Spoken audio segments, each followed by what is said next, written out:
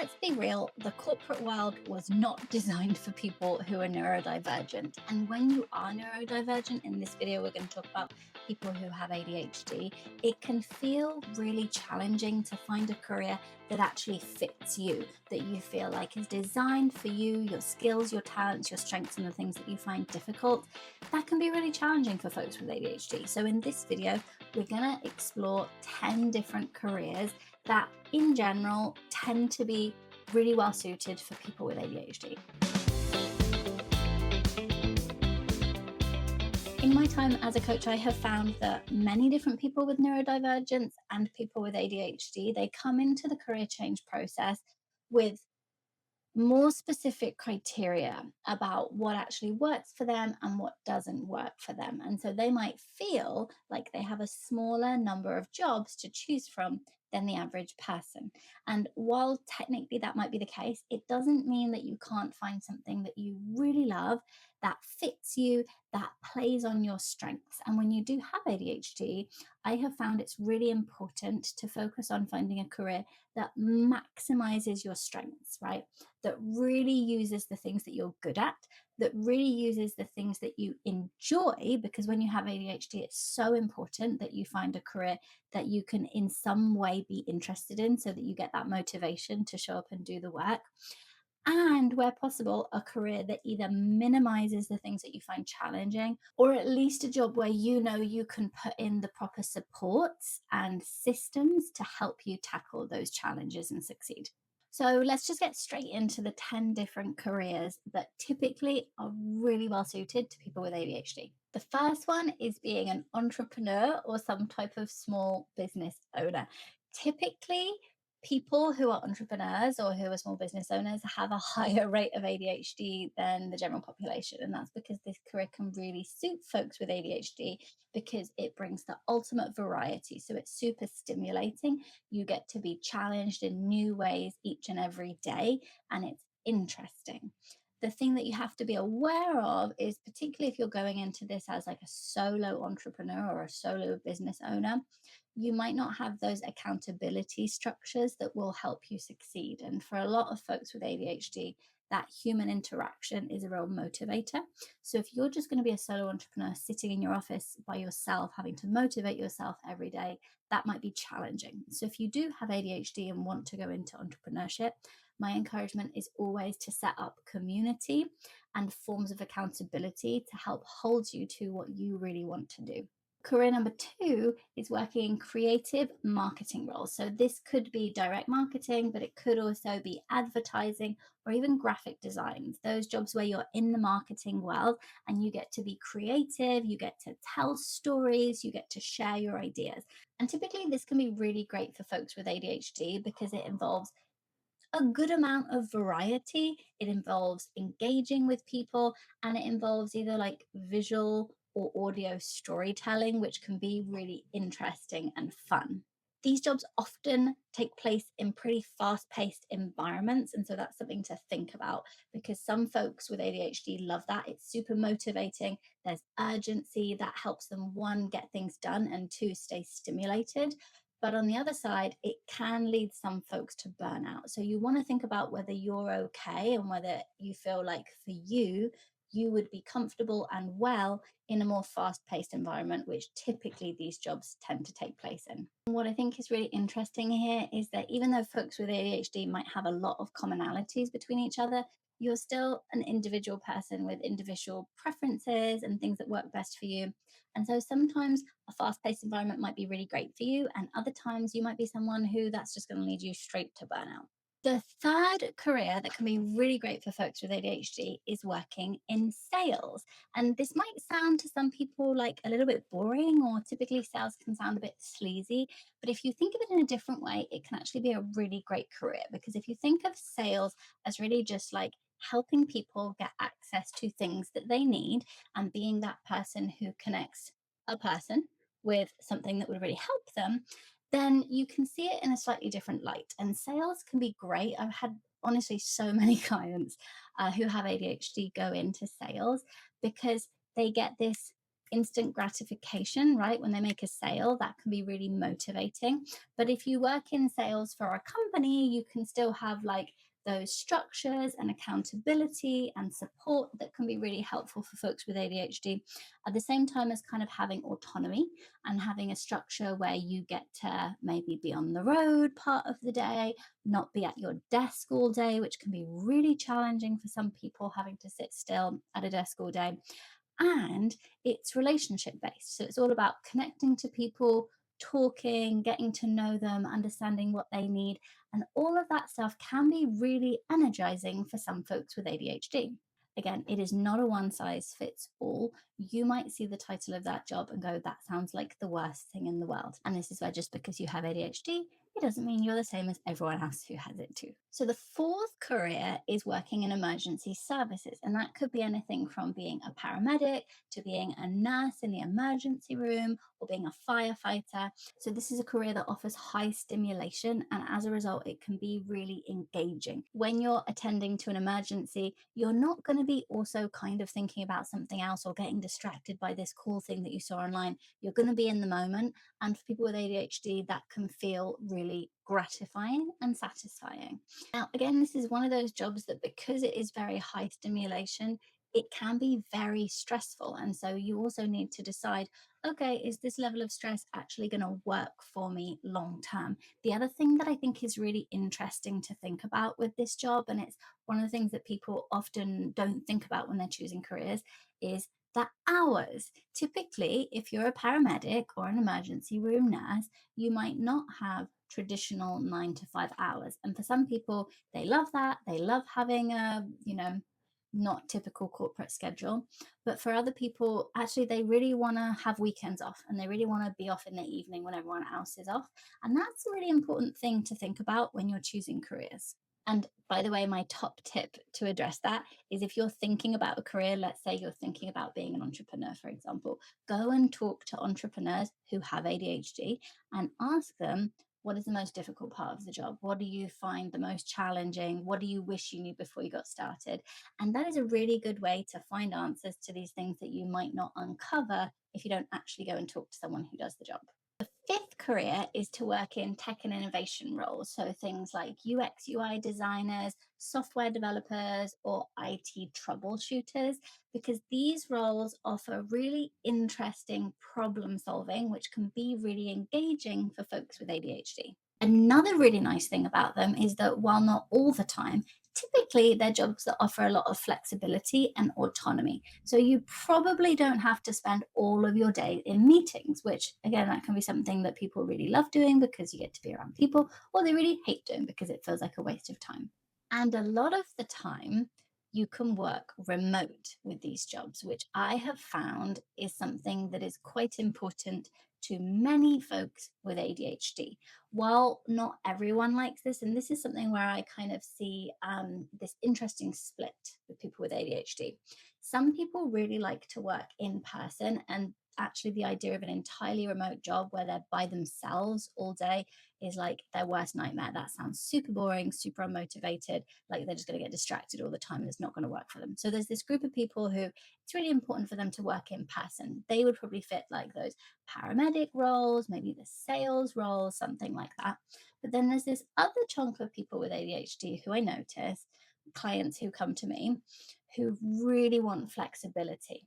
They really want flexibility for a couple different reasons. One, the variety piece. So they want a job where they can travel at the same time, where they can work from their friend's house, where they can work from a coffee shop. And two, typically, if you're kind of overwhelmed, if you're someone who feels very overwhelmed and maybe it's difficult to keep up with household chores, for example, having a job where you can work remote and like run the laundry in between work meetings can be really helpful. So if you're someone who really wants remote work and you have a mind for kind of techie stuff, this could be a really great option for you. The sixth career option that can be great for people with ADHD is being a teacher or a trainer. So this job is super engaging. You're interacting with people all day, you're teaching, you're helping people learn things, you're in a room with people doing real things. And so for those folks who just think that a 40-hour a week desk job is like their worst nightmare, teaching or training is a really great way to keep your brain stimulated and interesting, because you have to be stimulated and interesting if you've got a class of 30 people in front of you.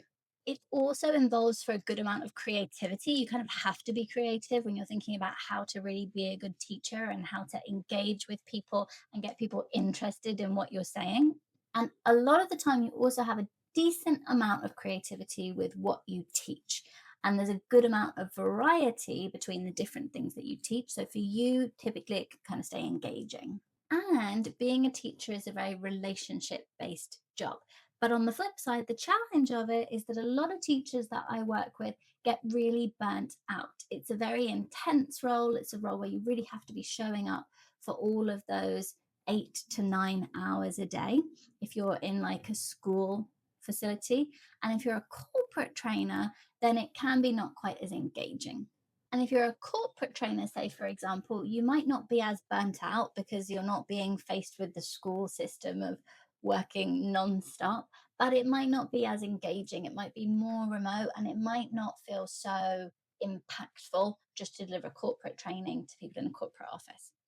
That said, little tidbit, I work with a bunch of teachers who are wanting to switch out of classroom teaching and move into like corporate training or something like that. And so if you are kind of younger and you're like, I want to give teaching a try, I don't mind, want to do it forever, you can have a really nice career track moving from being a hands-on in the classroom teacher to either moving into something that is more corporate training, or maybe like developing curriculum when you want to be outside of the classroom and not in such an intense environment.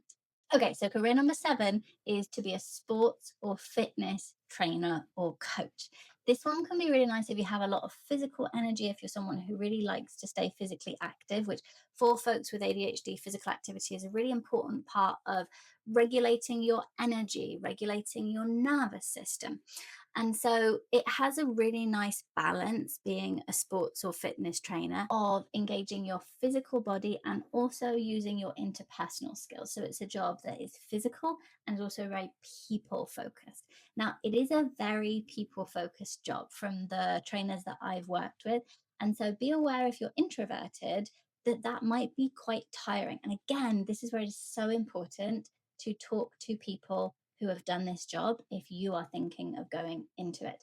I once knew a personal trainer who didn't like really talk to people about what that job was actually like before they went into it. And then after going into it, they realized that just the effort that they had to put into like making conversation with their clients throughout the day was really exhausting to them. And they never thought about that at all. So if you're interested in a career like this, go and talk to people who are doing it. That's like my number one top tip. Number 8, this is such a fun one. It is being an investigator, whether that's like a journalist, an investigative journalist, or whether it's something more like a criminal investigator, someone who works with the FBI. This job, I think it's one of those glamorous sounding jobs, but it can actually be really great for people with ADHD. You get to use those skills of being a really good problem solver and someone that can like hyper focus on something and fixate on it until it's solved to make a really great investigator. 9 is working in skilled trades. So these are things like plumbers, electricians, builders. And a really great thing about these careers is that as everyone's freaking out about AI and how AI is just going to totally change the landscape of jobs, these skilled trades are one of the jobs that are not really at risk yet. Maybe way down in the future they will be, but right now they're not. And so you can capitalize on that because they're also a career where you can earn a really good amount of money without having to go to college for like 4 or 5 years. These jobs can be great for people with ADHD because they have a lot of variety. Typically, you're going from like, one house one day to a different house the next day. Or if it's not that much variety, then at least it's probably project based. You'll maybe be on one site for a few weeks and then move to a different site for the next few weeks. Most importantly, you get immediate results for your work. So if you fix something, you get to fix it and then see that it works. Or if you paint something, you get to paint it and see the finished result.